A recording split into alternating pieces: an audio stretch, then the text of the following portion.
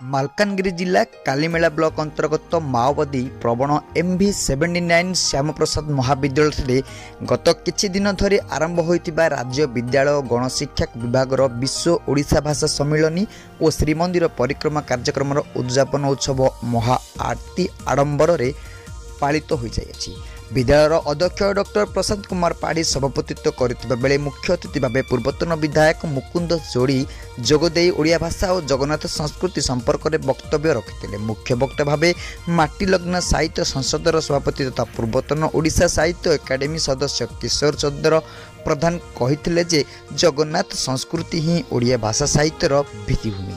ସମ୍ମାନିତ ଅତିଥି ଭାବରେ ମାଲକାନଗିରି ମହାବିଦ୍ୟାଳୟର ବାଣିଜ୍ୟ ବିଭାଗ ପ୍ରାଧ୍ୟାପକ ତଥା ଜିଲ୍ଲା ନୋଡାଲ ଅଧିକାରୀ ଡକ୍ଟର ରଞ୍ଜନ କୁମାର ସ୍ୱାଇଁ, ପୂର୍ବତନ ଜିଲ୍ଲା ପରିଷଦ ସଦସ୍ୟ ପରିତୋଷ ସରକାର, ଦୀପଙ୍କର ଦତ୍ତ ଓ ନୋଡାଲ ଅଫିସର ଭାବେ ଡକ୍ଟର ମେଘନାଥ ବେହେରା ପ୍ରମୁଖ ଯୋଗଦେଇ ଛାତ୍ରଛାତ୍ରୀମାନଙ୍କୁ ବିଭିନ୍ନ ଉପାଦେୟ କଥା କହିଥିଲେ। ଏହା ବ୍ୟତୀତ ବିଭିନ୍ନ ବର୍ଗର ପ୍ରତିଯୋଗିତାରେ କୃତିତ୍ୱ ଅର୍ଜନ କରିଥିବା ଛାତ୍ରଛାତ୍ରୀମାନଙ୍କୁ ପୁରସ୍କାର ବିତରଣ କରାଯାଇଥିଲା। ଶେଷରେ ଛାତ୍ରଛାତ୍ରୀମାନଙ୍କ ଦ୍ୱାରା ସାଂସ୍କୃତିକ କାର୍ଯ୍ୟକ୍ରମ ଆୟୋଜନ ହୋଇଥିଲା। ରାଇରଙ୍ଗପୁରରୁ ଶ୍ୟାମଳ ଦୁପରଡାଙ୍କ ରିପୋର୍ଟ, ଦିଗ୍ଦର୍ଶନ ନ୍ୟୁଜ୍।